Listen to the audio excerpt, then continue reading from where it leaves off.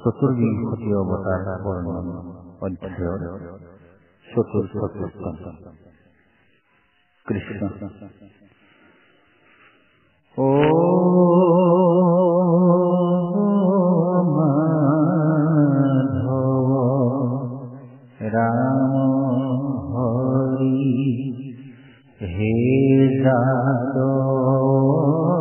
রাম হরি।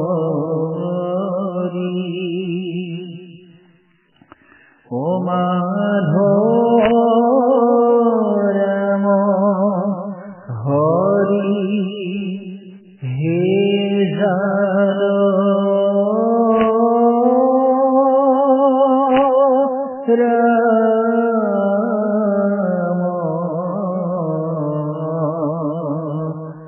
হরি।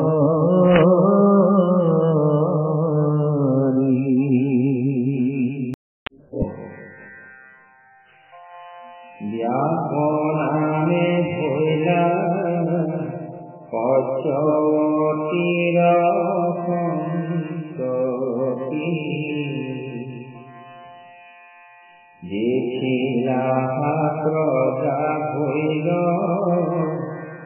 আতি অল্পমতি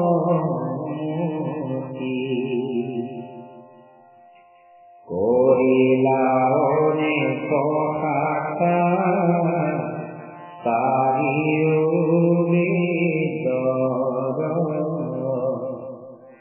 পুরাণ ভারত শাস্ত্র নির্মিলা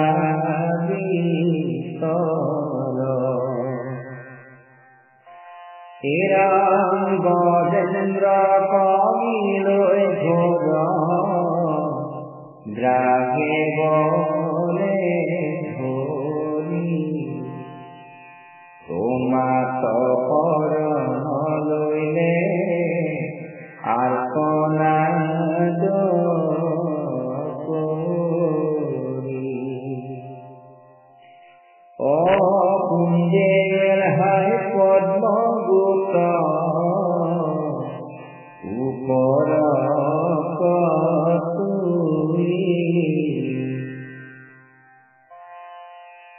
করিলা অনেক তুতি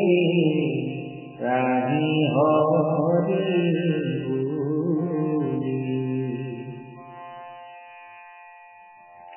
তুমি শীঘ্রে করি তুমি গরুর সঙ্গে ভকত করাখিবা আখিলা প্রবন্ধে গরুর নামি তুমি পরম বিক্রমে কুণ্ডে ধরি তরক তুলিলা গ্রাহে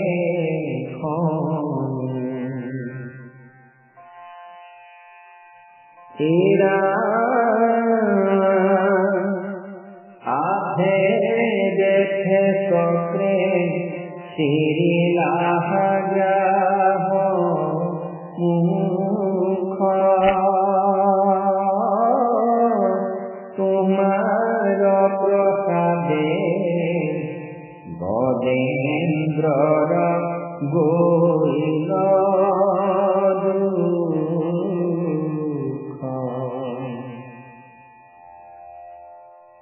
হসি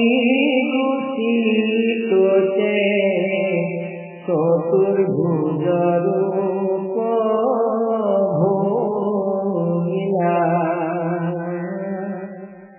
গলে বনমালা হাতে সারি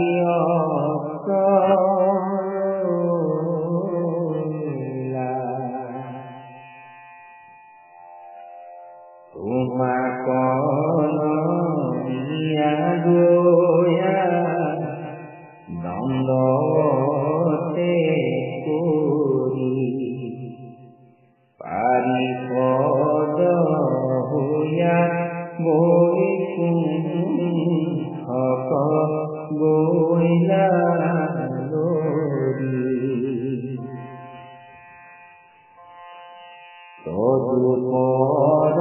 তদুপৰখনে গ্ৰাহো আকৰ্ষণী তৰি বিমানে স্বৰ্গ গৈলা দিব্যৰূপ ধৰি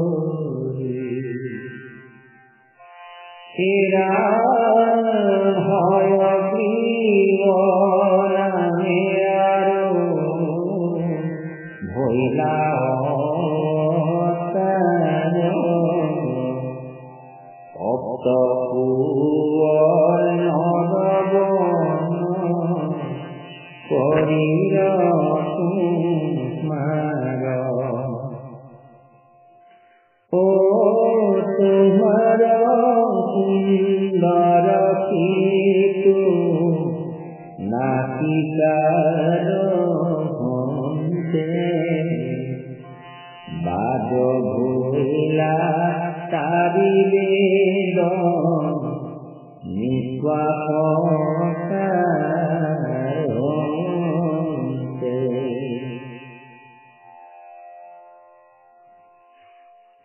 সপত্নী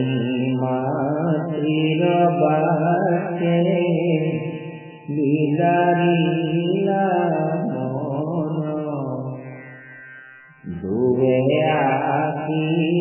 আৰাধিলা তোমাৰ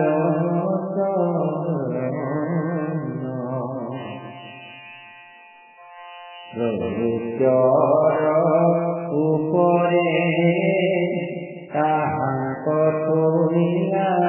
হাতী বহিকাৰ কুশভাৱে দেখিও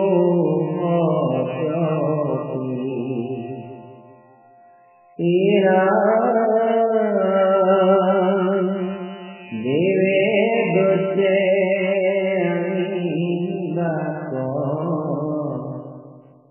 নোৱাৰে মঙ্গল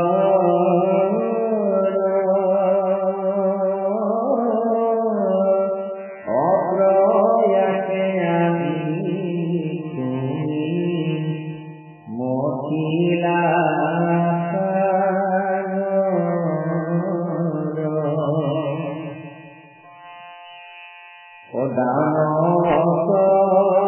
বুজিলা দেৱৰ হোয়া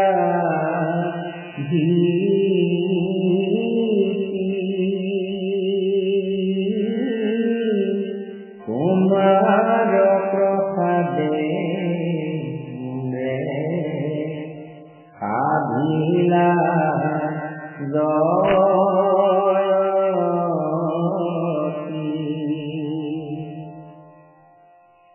কৃষ্ণৰ ৰহস্য অপুনা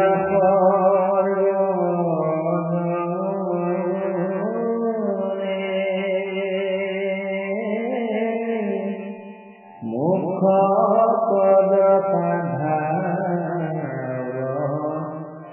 শ্ৰৱণ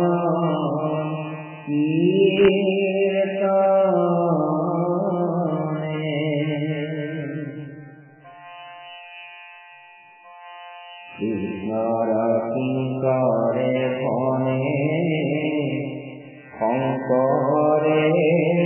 সম্প্ৰতি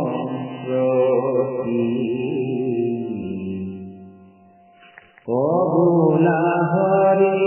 হৰি পাপ যাওক